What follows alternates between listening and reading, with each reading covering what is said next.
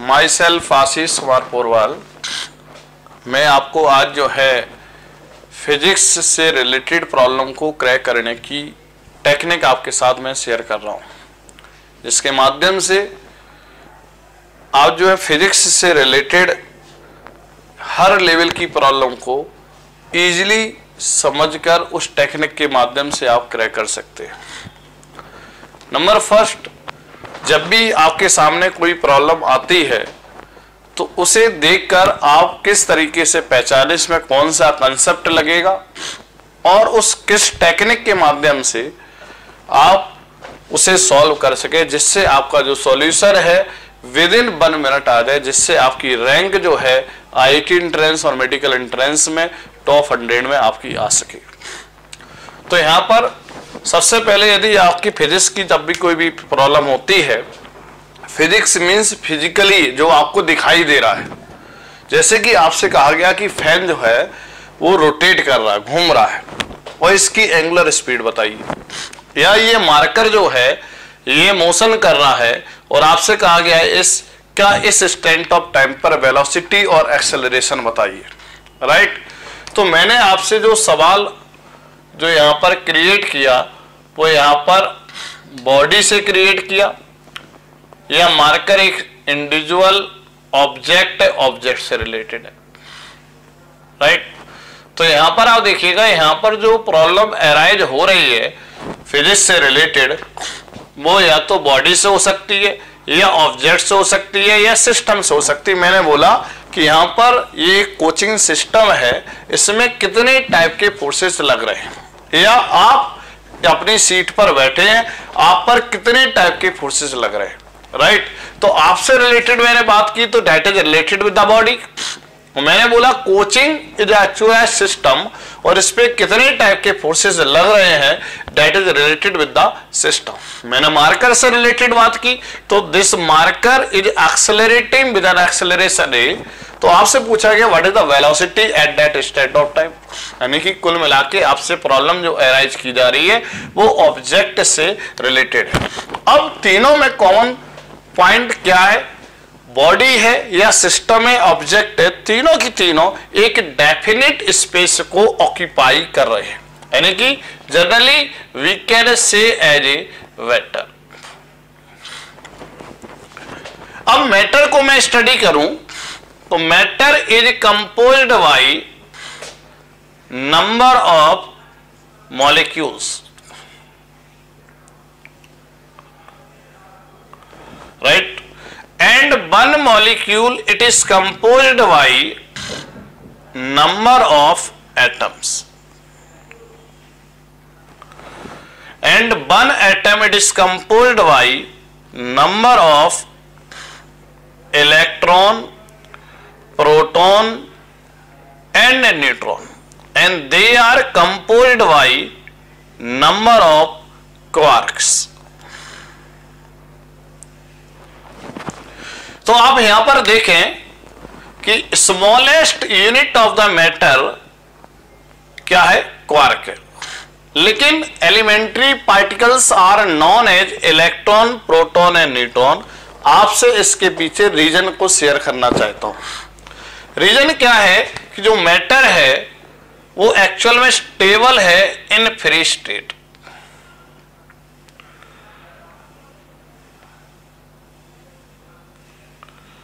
Like that, this is stable in free state। System भी stable है free state में, और बॉडी भी आप भी फ्री स्टेट में स्टेबल है। It means all molecules are also stable in free state. It is observed practically, and molecules are also stable in free state, and electron, proton and neutrons are also stable in free state. What it is observed practically, quarks are not stable in free state। यानी जो quark है वो are not stable in, unstable in free state।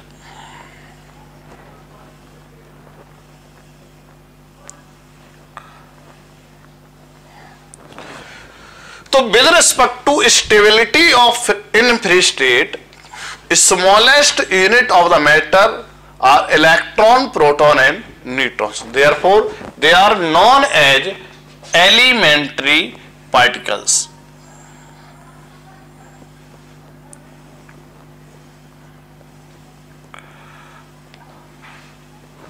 Right अब यहां पर आप देखिए matter you can divide in 3 category, solid, liquid and gas. तो यहां पर आप देखिएगा कि यदि आप if you want to discuss problem related with the solid body, तो आपको यहां पर सॉलिड बॉडी को पहले बनाना होगा, तब उससे रिलेटेड प्रॉब्लम को आप डिस्कस करेंगे। तो इट मीन्स यदि आप सॉलिड बॉडी से रिलेटेड प्रॉब्लम को आप डिस्कस करना चाहते हैं तो सबसे पहले आपके सॉलिड के एटम को बनाना होगा, उसके बाद मॉलिक्यूल को अरेंज करके आप सॉलिड बॉडी बना सकते हो। लेकिन सॉलिड के इलेक्ट्रॉन प्रोटॉन को मैंने आपको सबसे छांट के दिया। छांटने को बोलते हैं टेक्निकल और मैथमेटिकल लैंग्वेज में कॉम्बिनेशन, और फिर उसके बाद आप उसे अरेंज करेंगे जिससे एक स्ट्रक्चर एटम का खड़ा होगा। यानी because atom is composed bye electron, proton and neutron. इसका मतलब आपने सॉलिड से छाटा या लिक्विड, यदि आप सॉलिड बॉडी से रिलेटेड प्रॉब्लम अरेंज करना चाहते हैं तो सॉलिड के इलेक्ट्रॉन, प्रोटॉन, न्यूट्रॉन को छाटना पड़ेगा। इट मीन्स आपको कॉम्बिनेशन करना पड़ेगा और फिर उसे आप अरेंज करके, अरेंजमेंट मीन्स परम्यूटेशन, इसका मतलब आपने उनको अरेंज किया जिससे आपने एक स्ट्रक्चर एटम का बनाया, जिससे आप एटम को जोड़ के मॉलिक्यूल और उसके माध्यम से आप अरेंज करके आप बॉडी को तैयार कर सकते हैं। फिर उससे हम रिलेटेड प्रॉब्लम को आप डिस्कस करेंगे। तो यहां पर आता है अरेंजमेंट। तो यहां पर इस वजह से एक नया चैप्टर अराइज हो जाता है, स्ट्रक्चर ऑफ एन एटम, जो हम लोग फिजिक्स में भी पढ़ते हैं और इवन एटॉमिक स्ट्रक्चर के नाम से केमिस्ट्री में भी पढ़ते हैं। तो जिसमें आप देखते हैं कि proton and neutron are composed by in a nucleus and electrons are revolving in different orbit about the nucleus, जिससे आपका एक स्ट्रक्चर हुआ एटम का, जिसके बाद मॉलिक्यूल को अरेंज करके आपने एटम को जोड़ा तो क्या बना, मॉलिक्यूल। अब आपने कहा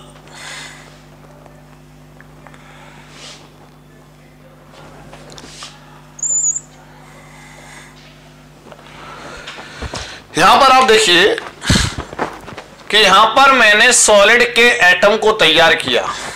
अब मैंने सॉलिड के एटम मैंने आपको दिए, जिससे हमने सॉलिड के एटम को जोड़ के हमने मॉलिक्यूल बनाया, और मैंने कहा कि मॉलिक्यूल को जोड़कर आप बॉडी बनाइए, जिससे रिलेटेड हम प्रॉब्लम को फिजिक्स में डिस्कस करेंगे। तो मैंने मान लीजिएगा आपको 10 मॉलिक्यूल्स मैंने आपको दिए और मैंने कहा कि इन 10 मॉलिक्यूल्स को आप अरेंज करके आप बॉडी बनाइए, जिससे रिलेटेड मैं प्रॉब्लम फिजिक्स की आपके साथ में डिस्कस करूंगा। तो यहां पर अब पॉइंट आ रहा है अरेंजमेंट ऑफ मॉलिक्यूल्स।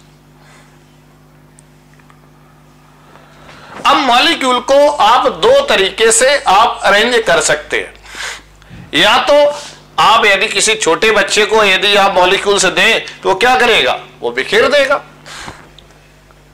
या आप यदि आप बड़ा कॉन्सेंट्रेट होकर यदि आप बॉडी बना रहे हैं तो आप मॉलिक्यूल को बिना किसी गैप के आप लगातार जोड़ सकते हैं। इट मींस आप 2 तरीके से यहां पर मॉलिक्यूल का अरेंजमेंट हो सकता है। आपने मॉलिक्यूल्स को बिना किसी गैप के आपने जोड़ दिया। और दूसरा तरीका हो सकता है कि आप मॉलिक्यूल को डिस्क्रीट डिस्ट्रीब्यूट कर सकते हैं। ये 2 तरीके आपके माइंड में अराइज होंगे। तो आप देख रहे हैं कि इसके द्वारा आप मॉलिक्यूल को जोड़कर जो बॉडी बना रहे हैं, यहां पे मॉलिक्यूल का अरेंजमेंट रेगुलर है। It means that is known as regular body.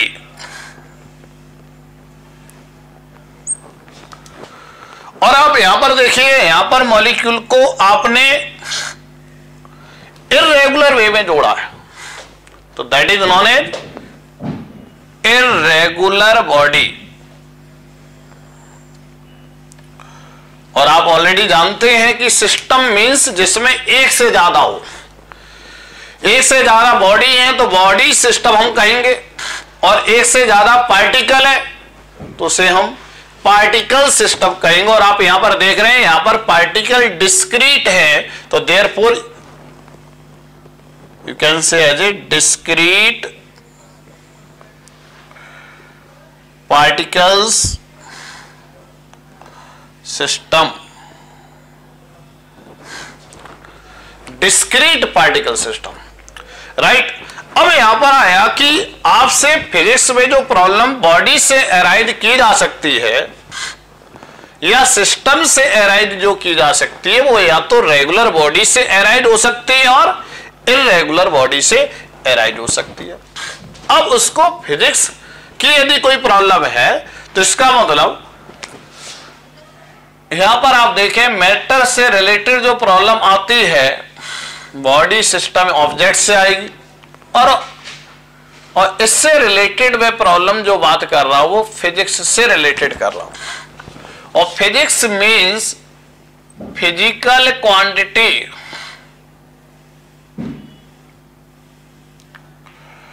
Physical quantity means vector oblique scalar, right. अब यहां पर देखिएगा फिजिक्स का कोई भी प्रॉब्लम यदि किसी भी चैप्टर का कोई भी सवाल यदि आपसे पूछा जाता है वो किसी भी स्टैंडर्ड का हो, वो या तो बॉडी से रिलेटेड होगा या सिस्टम से रिलेटेड होगा या ऑब्जेक्ट से रिलेटेड होगा। इट मींस वो या तो वेक्टर क्वांटिटी से रिलेटेड होगा या वो स्केलर क्वांटिटी से रिलेटेड होगा, राइट। अब वो बॉडी जो है वो it may be regular body और इरेगुलर बॉडी। अब फिजिक्स में जो भी बॉडी होगी उसके मॉलिक्यूल का अरेंजमेंट कहीं ना कहीं से शुरुआत होगा अरेंजमेंट, और कहीं ना कहीं उसका फिनिश होगा, राइट। तो यहां पर आप देखिएगा कि यदि बॉडी, अब उसको मैथमेटिकली हम क्योंकि सॉल्व करना पड़ेगा, सॉल्व करने के लिए मैथमेटिक्स का यूज करना पड़ेगा। इसका मतलब है कि यहां पर जो मॉलिक्यूल है, ऐसे हमने रॉड लिया, यहां पर मॉलिक्यूल को आपने यहां से जोड़ना शुरू किया, यहां तक आप जोड़ते गए। लेकिन यहां पर आप देखिए, यहां पर अब इसे लगातार मॉलिक्यूल को जोड़ा गया। तो आप 11th 12th में जब आप आते हैं तो आप इंटीग्रेशन ऑब्लिक डिफरेंशिएशन पढ़ते हैं, उसके पहले आप एडिशन सब्सट्रैक्शन का स्टडी करते हैं। यानी मॉलिक्यूल को जोड़ा गया है तो उसका नेट जो है हम एडिशन के माध्यम से हम निकाल सकते हैं। यदि मॉलिक्यूल को यदि हमें ब्रेक करना है ना, तो it can be done by subtraction. लेकिन यहां पर जब हम हायर स्टडी में जाते हैं तो वहां पर इंटीग्रेशन मींस जैसे कि लगातार मॉलिक्यूल को जोड़ा है तो उसका सॉल्यूशन जो हम बाय यूजिंग इंटीग्रेशन के माध्यम से निकाल सकते हैं। डिफरेंशिएशन से हम सब्सट्रैक्शन, क्योंकि यहां पर मॉलिक्यूल को लगातार यदि काटना है इट मींस हम उसका सब्सट्रैक्शन के माध्यम से सॉल्यूशन विद इन टाइम में निकाल सकते हैं। लेकिन आप यहां पर देख रहे हैं, यहां पर मॉलिक्यूल को लगातार जोड़ा गया है, यहां पर भी जोड़ा गया है। इसका मतलब इससे रिलेटेड प्रॉब्लम हम इंटीग्रेशन ऑब्लिक डिफरेंशिएशन के थ्रू हम मैथमेटिकली सॉल्व करके अपना आंसर निकाल सकते हैं। लेकिन यहां पर आप देखिए रहे, यहां पर मॉलिक्यूल का अरेंजमेंट रेगुलर है, इसका मतलब यहां पर इंटीग्रेशन ऑब्लिक डिफरेंशिएशन का यूज नहीं होगा। इसका मतलब यहां पर simple addition oblique simple subtraction का यूज करके हम फिजिक्स की प्रॉब्लम का सॉल्यूशन निकाल सकते हैं, वो चाहे किसी लेवल की प्रॉब्लम हो।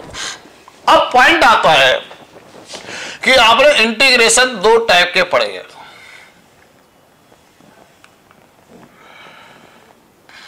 एक डेफिनेट इंटीग्रेशन और इनडेफिनेट इंटीग्रेशन। अब यहां पर आप देखिए, बिकॉज फिजिक्स में हर बॉडी, हर सिस्टम, हर ऑब्जेक्ट का जो शेप होगा वो डेफिनेट होता है। उसमें मॉलिक्यूल का जो अरेंजमेंट होता है वो कहीं ना कहीं से शुरुआत की जाती है, कहीं ना कहीं उसका फिनिश किया जाता है। इस वजह से आपके मैथ फिजिक्स की हर प्रॉब्लम को यदि आप सॉल्व मैथमेटिकली इंटीग्रेशन के थ्रू यदि आप सॉल्व करना चाहते हैं तो इसका मतलब आप डेफिनेट इंटीग्रेशन का आप यूज करेंगे और इनडेफिनेट इंटीग्रेशन का आप यूज नहीं करेंगे।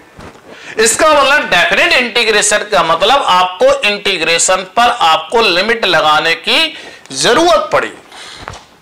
इसका मतलब मैथमेटिकली फिजिक्स को यदि आप इंटीग्रेशन के माध्यम से यदि आप उसे सॉल्व करना चाहते हैं तो इसका मतलब उस पर आपको लिमिट लगानी पड़ेगी और लिमिट लगाने के लिए आपको बॉडी को ज्योमेट्रिकली सिमेट्रिक होना पड़ेगा। बॉडी रेगुलर होने के साथ साथ ज्योमेट्रिकली सिमेट्रिक होना पड़ेगा। इसका मतलब है कि जैसे मैंने यहां पर रॉड लिया तो यहां से मॉलिक्यूल स्टार्ट हुए, जोड़ना आपने जोड़ना शुरू किया, यहां तक सपोज इसका मास m है और लेंथ l है, तो then you can assume an origin to this and और यहां पर this is you can assume x axis, this is y axis and this is z axis.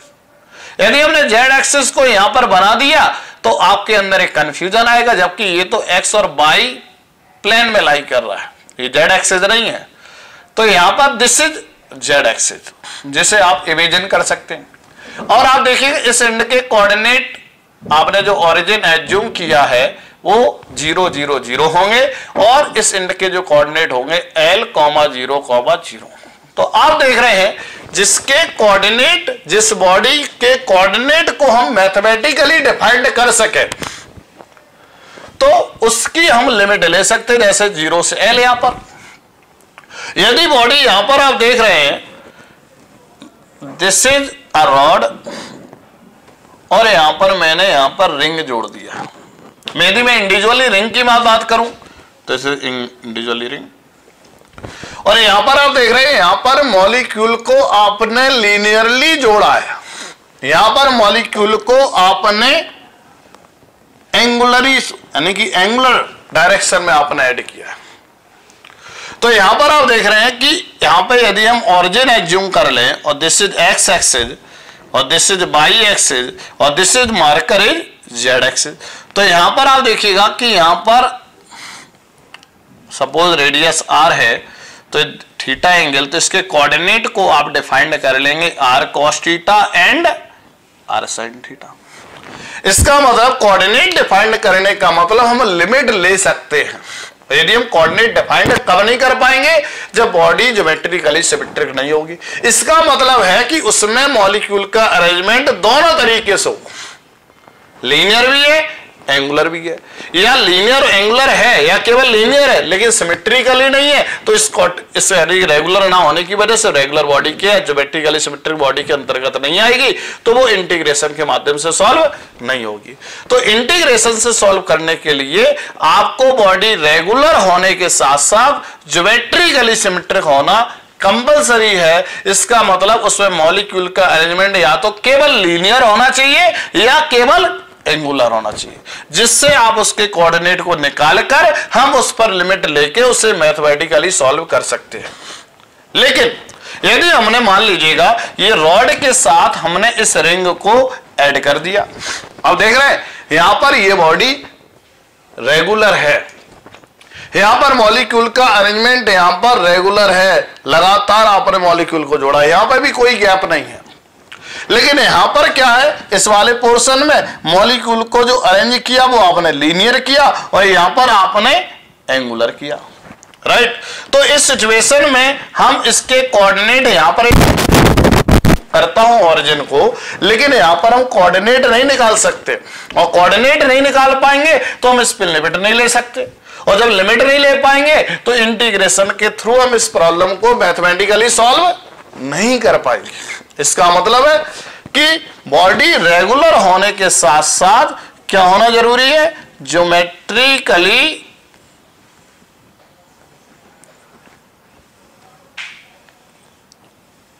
Symmetric body, तब ही हम इंटीग्रेशन के थ्रू सॉल्व कर पाएंगे। अब पॉइंट आया कि यार क्या इस लेवल की प्रॉब्लम को हम फिजिक्स में सॉल्व नहीं करेंगे, ये तो बॉडी रेगुलर है। तो जब देखिए एडिशन और सब्सट्रैक्शन हर केस में अप्लाई होता है, तो इसका मतलब है कि जब बॉडी ज्योमेट्रिकली सिमेट्रिक नहीं है तब उससे रिलेटेड नॉन ज्योमेट्रिकली सिमेट्रिक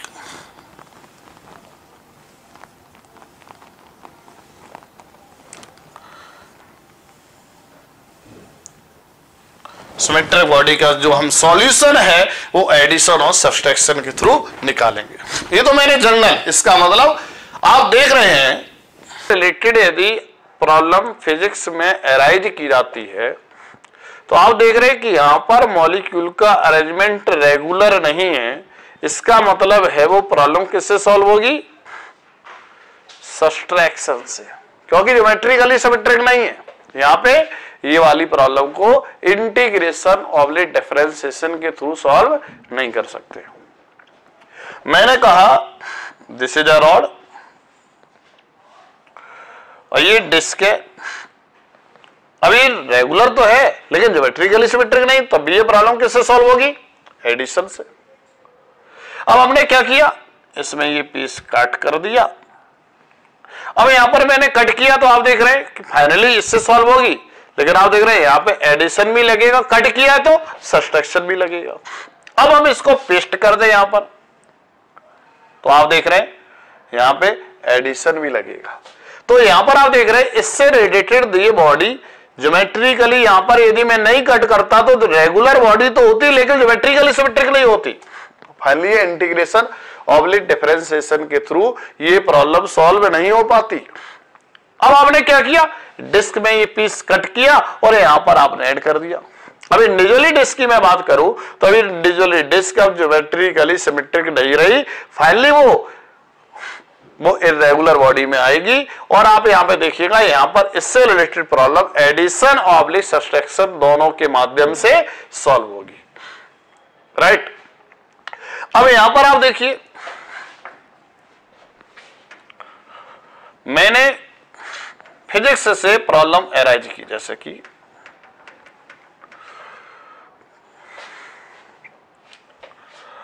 मैंने कहा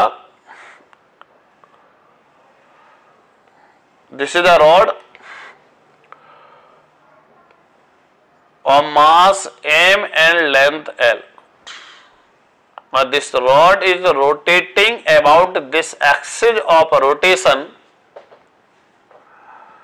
Find out moment of inertia of this rod about this axis of rotation. अब आप देखिए फिजिक्स की यदि कोई भी प्रॉब्लम यदि आपके सामने आती है तो सबसे पहले आप ये देखें कि इस सवाल में पूछा क्या गया।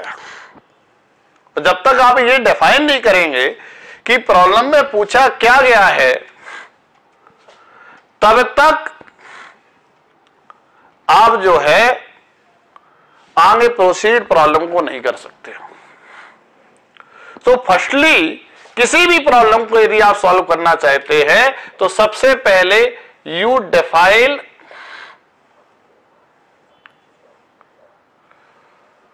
what is asking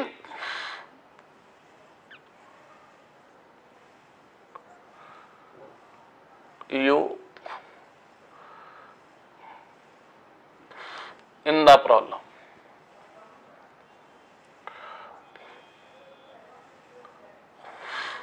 right. अब आप देखिए मैंने इस प्रॉब्लम में क्या पूछा है, मोमेंट ऑफ इनर्शिया, राइट। अब आप देखिएगा ये प्रॉब्लम फिजिक्स की है, इसका मतलब वो प्रॉब्लम या तो वेक्टर से रिलेटेड होगी या वो स्केलर से रिलेटेड होगी। इसका मतलब है कि आप सेकंड नंबर पे डिफाइन करें कि वो प्रॉब्लम जो आपसे पूछा गया है वो कौन सी फिजिकल क्वांटिटी है, यानी कि वेक्टर है या स्केलर क्वांटिटी है। अब ये डिफाइन करें। फिर तीसरे नंबर पे आप ये देखें कि जो आपसे सवाल में पूछा गया है वो किससे रिलेटेड है, ज्योमेट्रिकली सिमेट्रिक बॉडी से रिलेटेड है कि नॉन ज्योमेट्रिकली सिमेट्रिक बॉडी से रिलेटेड है। अब आप देखिएगा, आप सवाल यहां पर मोमेंट ऑफ इनर्शिया का है तो यहां पर आप देखिएगा मोमेंट ऑफ इनर्शिया कौन सी क्वांटिटी है, रोटेशनल मास मास कौन सी क्वांटिटी होती है? स्केलर। इस वजह से कौन सी क्वांटिटी है जिससे सवाल अराइज किया जा रहा है? यहां पर स्केलर क्वांटिटी है, राइट।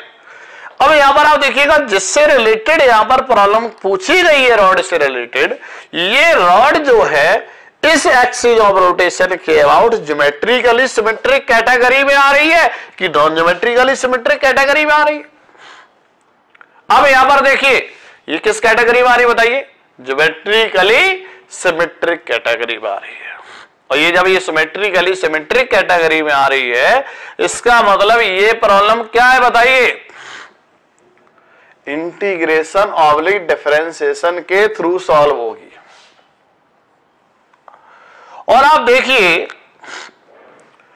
इंटीग्रेशन ऑब्लिक डिफरेंशिएशन के थ्रू सॉल्व होगी, राइट। यानी कि फिर ये डिफाइंड करें कि इंटीग्रेशन ऑब्लिक डिफरेंशिएशन से सॉल्व होगी या एडिशन ऑब्लिक सब्सट्रैक्शन से सॉल्व होगी, राइट। तो यहां पर आप देखिए सबसे पहले पता करें कि सवाल में पूछा क्या गया है, फिर ये पता करें कि वो फिजिकल क्वांटिटी कौन सी है, वेक्टर है या स्केलर है। फिर ये पता करें कि वो ज्योमेट्रिकली सिमेट्रिक बॉडी से रिलेटेड है कि नॉन ज्योमेट्रिकली सिमेट्रिक बॉडी से रिलेटेड है। यदि वो प्रॉब्लम यदि ज्योमेट्रिकली सिमेट्रिक बॉडी से रिलेटेड होगी तो इसका मतलब वो इंटीग्रेशन ऑब्लिक डिफरेंशिएशन के थ्रू प्रॉब्लम सॉल्व होगी। यदि नॉन ज्योमेट्रिकली सिमेट्रिक से रिलेटेड है तो या तो एडिशन और सब्सट्रैक्शन से सॉल्व होगी। यदि मान लीजिएगा यदि वो प्रॉब्लम वेक्टर से रिलेटेड है और ज्योमेट्रिकली सिमेट्रिक बॉडी को वो बिलोंग कर रही है, इसका मतलब है वो प्रॉब्लम इंटीग्रेशन से सॉल्व होगी। और इंटीग्रेशन करते वक्त डायरेक्शन का आपको ध्यान रखना पड़ेगा, क्योंकि वेक्टर में डेफिनेट डायरेक्शन होती है जबकि स्केलर में डेफिनेट डायरेक्शन नहीं होती है। इस वजह से स्केलर क्वांटिटी की डायरेक्शन को हम डेफिनेट डायरेक्शन के से रिप्रेजेंट नहीं कर सकते। तो यहां पर यदि वेक्टर से रिलेटेड है तो वेक्टर से रिलेटेड है तो क्या होगा? यदि इंटीग्रेशन करते वक्त डायरेक्शन का ध्यान देंगे, यदि स्केलर से रिलेटेड है तो इंटीग्रेशन करते वक्त डायरेक्शन का ध्यान बिल्कुल भी प्रॉब्लम सॉल्व करते वक्त नहीं देंगे।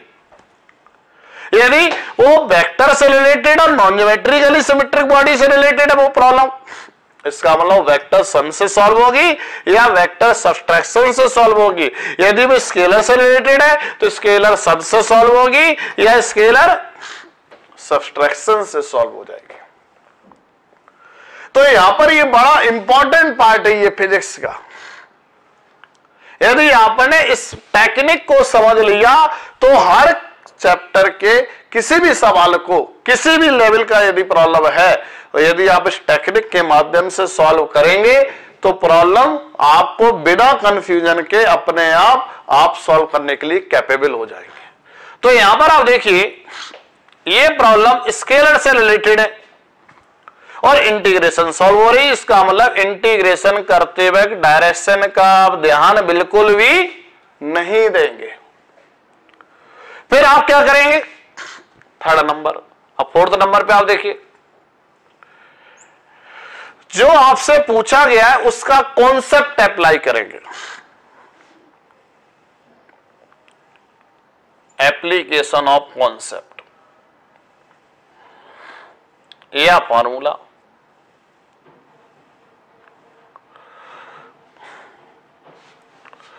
तो यहां पर आप देखिएगा यहां पे जो पूछा गया वो आई पूछा गया, तो आई का फॉर्मूला क्या है? mr²। ज्यादातर स्टूडेंट फॉर्मूले को जानते हैं, हर चैप्टर के हर फॉर्मूले को जानते हैं, लेकिन जब वो प्रॉब्लम में अप्लाई करते हैं तो वो उनके दिमाग में प्रॉब्लम को अप्लाई करते वक्त एक कंफ्यूजन अराइज हो जाता है। इसके पीछे रीजन ये है कि फॉर्मूला को वो उसकी कंडीशन के अकॉर्डिंग अप्लाई नहीं कर रहे। इसका मतलब है फॉर्मूले के साथ साथ आपको उसकी कंडीशन पर यदि कमांड है तो आपके माइंड में कोई कंफ्यूजन नहीं होगा। जैसे कि आप देखते हैं कि I = mr², ये फॉर्मूला, यहां पर m is the point mass और ये r एक्सिस ऑफ रोटेशन से पॉइंट मास तक की परपेंडिकुलर डिस्टेंस है with respect to axis of rotation. अब आप देख रहे हैं यहां पर एम पॉइंट मास होना चाहिए, लेकिन यहां पर पॉइंट मास तो रॉड है नहीं। और किसके लिए पॉइंट मास होना चाहिए? एक्सिस ऑफ रोटेशन के लिए। अंडर दिस कंडीशन आप इस फॉर्मूले को प्रॉब्लम में अप्लाई कर सकते हैं, अन्यथा इस फॉर्मूले को प्रॉब्लम में अप्लाई नहीं कर सकते जब तक उसकी कंडीशन आप सेटिस्फाई ना करें। तो यहां पर आप देखिए, हम इस फॉर्मूले को जब हम अप्लाई करेंगे तो सबसे पहले m को पॉइंट मास होना चाहिए, किसके लिए? एक्सिस ऑफ रोटेशन के लिए। लेकिन यहाँ पे पॉइंट मास नहीं है, इस वजह से यहां पर पॉइंट मास बनाने के लिए आपने एलिमेंट कट किया, जरूरत पड़ी। क्यों जरूरत पड़ी? क्योंकि आपके इस फॉर्मूले को अप्लाई करना है। अप्लाई करने के लिए आपके इस फॉर्मूले की कंडीशन को सेटिस्फाई करना पड़ेगा, इस वजह से पॉइंट मास बनाना पड़ेगा। इस वजह से यहां पे पॉइंट मास बनाने के लिए एक आपने एलिमेंट यहां पर x से dx का कट किया। और जब x से dx का एलिमेंट आपने कट किया तो ये एलिमेंट क्या हो गया? पॉइंट मास हो गया। किसके लिए पॉइंट मास हुआ? एक्सिस ऑफ रोटेशन के लिए पॉइंट मास हो गया। तो जब ये एक्सिस ऑफ रोटेशन के लिए पॉइंट मास हो गया तो ये आप इस फार्मूले को अप्लाई कर सकते हैं। कट किया तो क्या लग गया? देखिएगा, डिफरेंशिएशन लग गया। और ये कट क्यों किया? क्योंकि इस फार्मूले को लगाना है। फार्मूला क्यों लगाना है? क्योंकि सवाल का आपको क्या निकालना है? सॉल्यूशन निकालना है, राइट। तो आप देखिएगा, इसका आप इस फार्मूले को इसके लिए लगा सकते हैं, तो इसके करस्पॉन्डिंग मोमेंट ऑफ इनर्शिया हो जाएगा dm इंटू एक्स स्क्वायर। लेकिन क्या आपसे इस एलिमेंट का मोमेंट ऑफ इनर्शिया पूछा गया है? नहीं। पूछा किसका गया है? रॉड का। तो रॉड का मोमेंट ऑफ इनर्शिया निकालने के लिए आपको रॉड बनानी पड़ेगी, और एलिमेंट इस वजह से कट किया जिससे फार्मूला लगा सके। फिर आपको रॉड बनाना है, क्यों? क्योंकि रॉड से रिलेटेड प्रॉब्लम पूछा है, उस सॉल्यूशन आपको रॉड के लिए निकालना है। तो इस एलिमेंट को लगातार यहां से यहां तक यदि हम जोड़ देंगे तो क्या बन जाएगी? रॉड। और कैसे जोड़ना होगा? लगातार जोड़ना होगा। इसका मतलब आपको क्या करना होगा? इंटीग्रेशन करना होगा।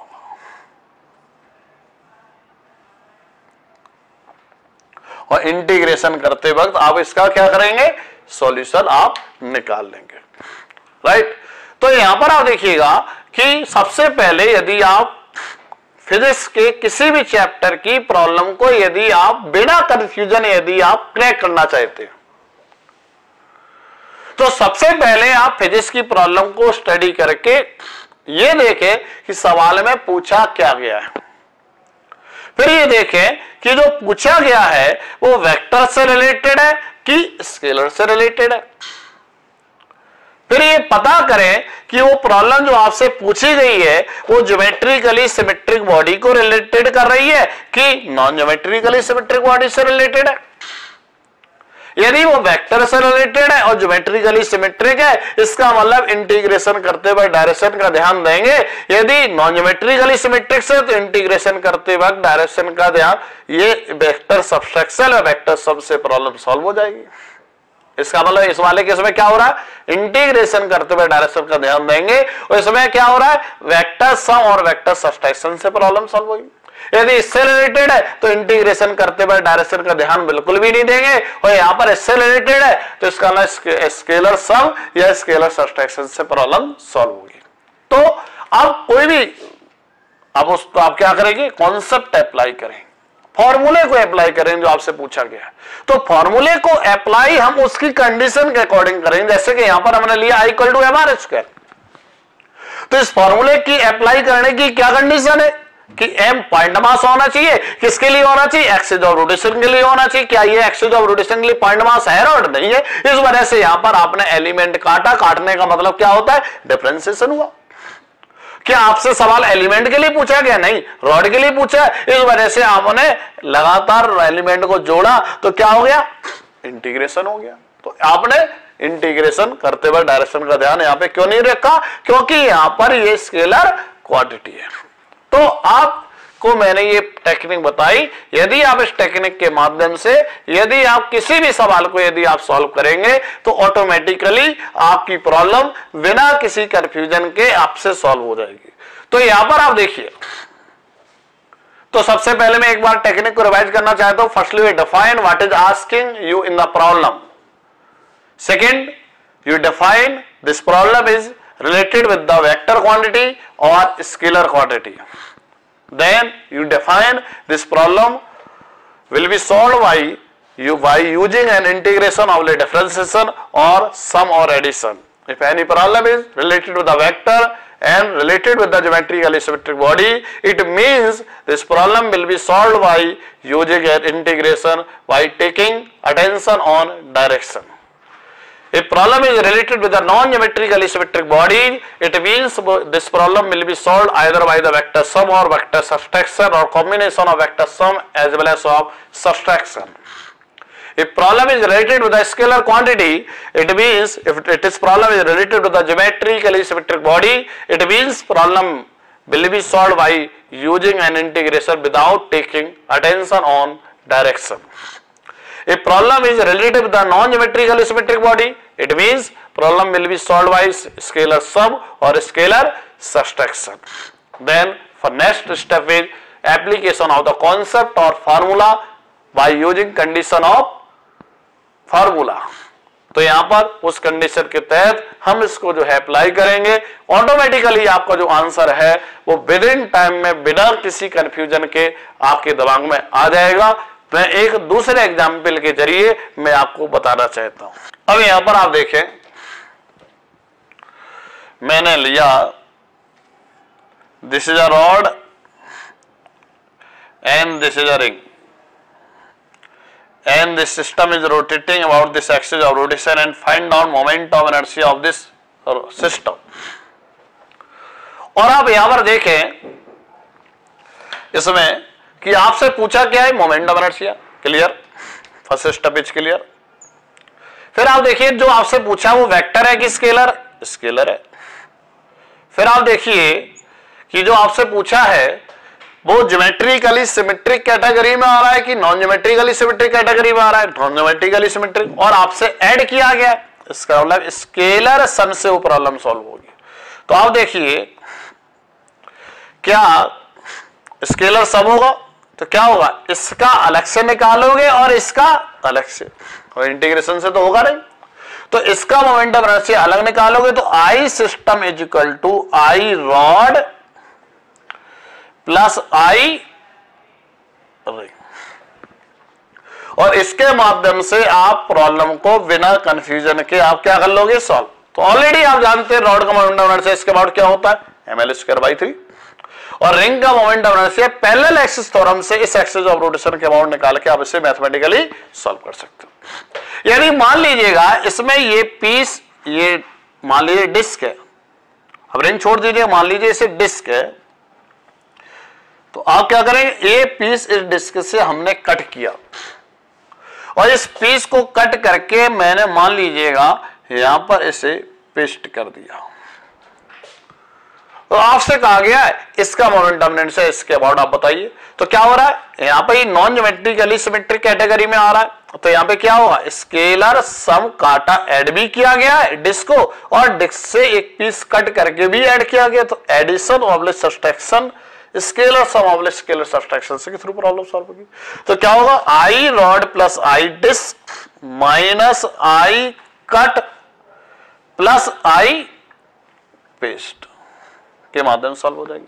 तो आप ध्यान दीजिएगा, तो यहां पर आप देख रहे हैं जैसे जैसे लेवल प्रॉब्लम का बढ़ता है वैसे वैसे सीधे डायरेक्टली फार्मूले का एप्लीकेशन होता है, और डायरेक्टली फार्मूले का एप्लीकेशन आप तभी कर पाओगे जब फार्मूले की कंडीशन आपको बहुत ही अच्छी तरीके से शार्पली क्लियर होगी. तो यहां पर आप देखिए रॉड का moment of inertia directly formula लगाएंगे, फिर डिस्क का इसके बाद पैरेलल एक्सिस थ्योरम के अबाउट के थ्रू निकाल के हम लगा देंगे, फिर जो कट किया उसका मोमेंट ऑफ इनर्शिया इसके अबाउट निकाल देंगे, फिर जो पेस्ट किया उसका मोमेंट ऑफ इनर्शिया. तो आप देख रहे हैं कि आपको ऑलरेडी सभी फार्मूले की नॉलेज है, उसको किस तरीके से प्लेस करना, ये है यहाँ पर इंपॉर्टेंस. अब यहां पर मैं दूसरे चैप्टर से रिलेटेड प्रॉब्लम को एराइज करता हूं और फाइंड आउट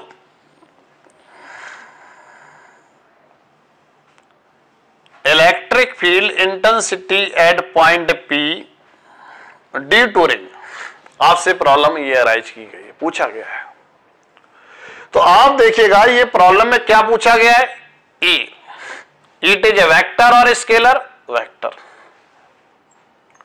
फिर आप देखिए जिसके अबाउट पूछा गया वो रिंग है, और जहां पर पूछा उसके अबाउट ये रिंग ज्योमेट्रिकली सिमेट्रिक है। इसका मतलब है वेक्टर के साथ क्या मिल रहा है, geometrically symmetric. It means problem will be solve by using of an integration oblique differentiation, और लगाते वक्त डायरेक्शन का ध्यान देंगे, राइट। तो यहां पर आप देखिए डायरेक्शन का आप ध्यान दे रहे, इतनी बात आपकी क्लियर हुई। अब आप देखिएगा यहां पर ई, एप्लीकेशन ऑफ फार्मूला। तो what is the formula B, equal to 1/4 pi epsilon naught q upon r square. What is the condition for the application of this formula in the problem. क्या condition है कि P point जहां पर आप E निकालना चाहते हो due to charge Q, वो it should be a point charge with respect two point P, और R उस पॉइंट चार्ज से P पॉइंट तक का बीच का डिस्टेंस। क्या ये रिंग इसके लिए पॉइंट चार्ज है, P पॉइंट के लिए नहीं है। तो इस फार्मूले को डायरेक्टली प्रॉब्लम में अप्लाई नहीं कर सकते हैं जब तक हम इस फार्मूले की कंडीशन को सेटिस्फाई ना करें। इस वजह से यहां पर आप देखिए आपने क्या किया, एलिमेंट काटा। क्यों काटा, जिससे ये पॉइंट चार्ज बन जाए। थीटा से डी थीटा पर आपने एलिमेंट काटा। जब थीटा से डी थीटा पर आपने यहां पर एलिमेंट काटा, जिससे क्या मकसद इसका, जिससे ये पॉइंट चार्ज P पॉइंट के लिए बन जाए, जिससे इस फार्मूले को हम अप्लाई कर सकें, जिससे हम इस प्रॉब्लम का सॉल्यूशन निकाल सके। तो आप देखिएगा यहां से लेके यहां तक की आप डिस्टेंस देखेंगे, तो आप यहां पर देखिए 3D का प्रॉब्लम है। ये जैसे कि मैंने यहां पर, ये आपका रिंग है और यहां पर है, तो एलिमेंट यहां पे काटा, ये डिस्टेंस है। तो आप देख रहे हैं कि ये जो डिस्टेंस है दिस इज R और दिस इज X, तो ये कितना हो जाएगा, √R² प्लस X²। तो आप देख रहे हैं इसके द्वारा डायरेक्शन क्या है, बिकॉज डायरेक्शन का ध्यान देना है तो इसके द्वारा डायरेक्शन इधर है। तो अब क्या होता है ओवरऑल फिजिक्स में, जब भी कोई प्रॉब्लम वेक्टर और ज्योमेट्रिकली सिमेट्रिक से रिलेटेड है, डायरेक्शन का ध्यान रखने का मतलब है कि यदि डायरेक्शन 1D में आ रही है तो एक एलिमेंट काटते हैं और उसे इंटीग्रेशन करते हुए हम प्रॉब्लम को सॉल्व कर लेते हैं। और जब डायरेक्शन 2D में आती है, देखो यहां पे डायरेक्शन 2D में आ रही है, इसका मतलब है कि दो सिमेट्रिकल एलिमेंट कट करते हैं। तो जितना एलिमेंट ऊपर आपने जितने ऊपर लिया उतना ही नीचे आपको लेना पड़ेगा। यदि डायरेक्शन 2D में है तो अपने आप दो सिमेट्रिकल एलिमेंट कट कीजिए। उससे फायदा क्या मिलेगा कि आप देखिए यहां पर भी डायरेक्शन ये होगी, तो DE इधर भी होगा और DE इधर भी होगा। दो एलिमेंट क्यों कट किए, बिकॉज डायरेक्शन 2D में, और जब डायरेक्शन 1D में तो आप एक एलिमेंट कट करेंगे। ओवरऑल फिजिक्स में आपको यही बात का ध्यान रखना पड़ेगा। ये that is the main confusion in overall physics, चाहे वो 11th स्टैंडर्ड की बात हो, चाहे वो 12th स्टैंडर्ड की बात हो, चाहे जो जेई से रिलेटेड प्रॉब्लम हो, चाहे वो नीट से रिलेटेड प्रॉब्लम हो। तो यहां पर आप देखिएगा ये एंगल अल्फा और ये एंगल अल्फा, आपको लग रहा है कि ये थीटा अल्फा का रिलेशन है, जबकि यहाँ पे थीटा और अल्फा का कोई रिलेशन नहीं है, क्योंकि रेंज इस तरीके से और ये आपका ही है, एक्स यहां पर है। तो ये जो है इसका कोई रिलेशन है क्योंकि एलिमेंट इस तरीके से काटा गया है। तो इस वजह से ये अल्फा का थीटा से कोई रिलेशन नहीं होगा। तो आप देख रहे हैं 2DE cos अल्फा और DE sin alpha, DE sin alpha.